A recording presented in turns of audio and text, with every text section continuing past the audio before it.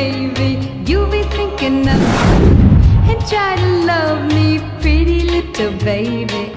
I'm hoping that you do. You can ask the flowers, I sit for hours telling all the bluebirds, the bill and coo birds, pretty little baby, I'm so in love with you. Now is just the time while both of us are young. Puppy love must have its day. Don't you know it's much more fun to love?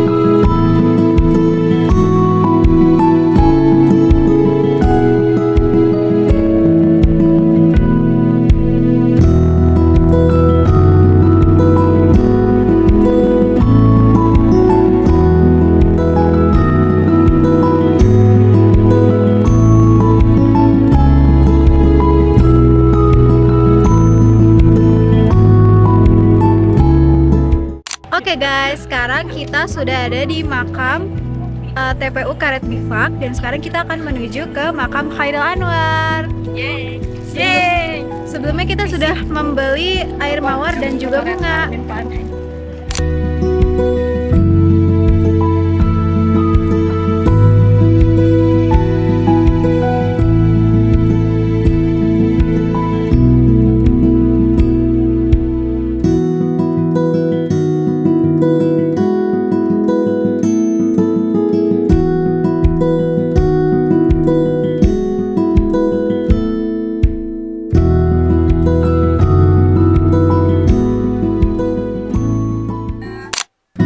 Halo semuanya, kali ini kita akan membahas seorang tokoh sastrawan Indonesia, Chairil Anwar.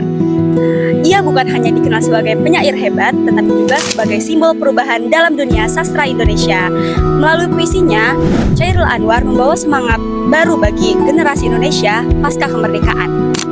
Chairil Anwar lahir di Medan pada tanggal 26 Juli tahun 1922. Ia berasal dari keluarga terpandang dan sempat menempuh pendidikan di berbagai kota, termasuk Batavia.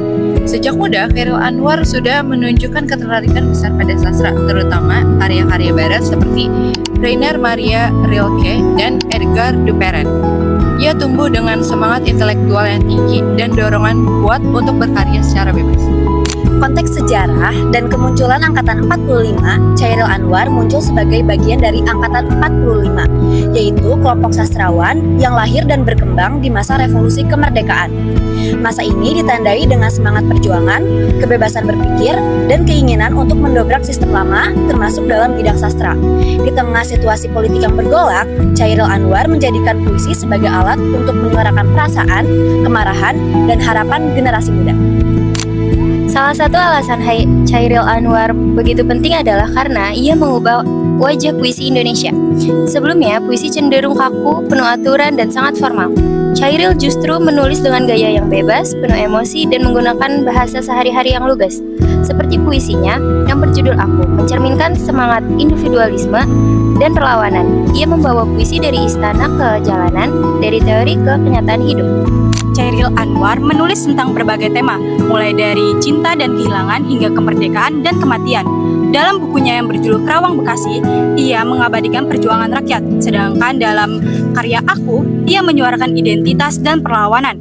Puisinya tidak hanya menyentuh rasa, tapi juga mengunggah kesadaran sosial. Ia tidak takut bicara tentang luka, takut, bahkan kematian, tema yang jarang sekali disentuh di zamannya. Namun, dalam perjalanan Chairil Anwar tidak lepas dari kontroversi.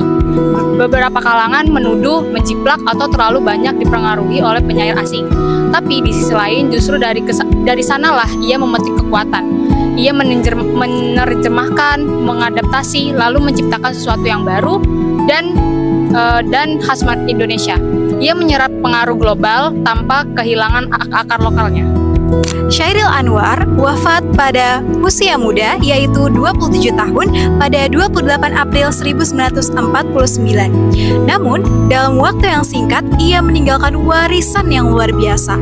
Ia meninggalkan buku kumpulan puisinya seperti Deru Campur Debu dan Kerikil Tajam yang terampas dan yang putus, menjadi rujukan penting dalam sejarah sastra Indonesia. Hingga kini, namanya tetap hidup bukan hanya sebagai penyair, tapi juga ikon perubahan dan kebebasan berekspresi.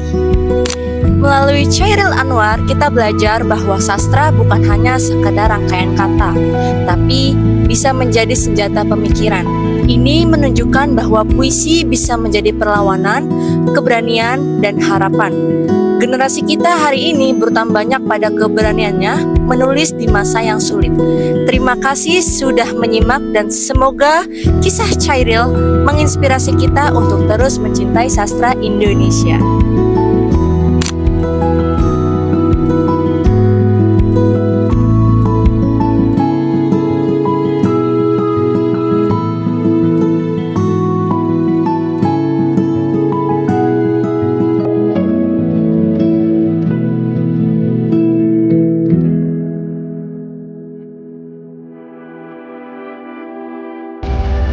Nanti di-cut aja ya.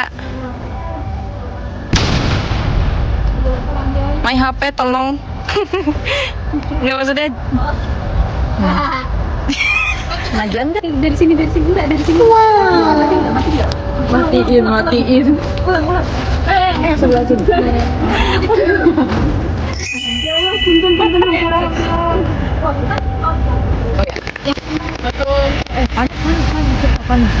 Ngapain sah?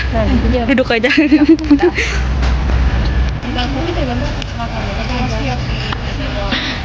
mukanya Najum. Karena orang kecapean ya. Masih berembun. Tadi hidung gua juga sepi. Perubahan dan kebebasan berekspresi. Gue mau makan. Tidak mencerminkan anak UIN.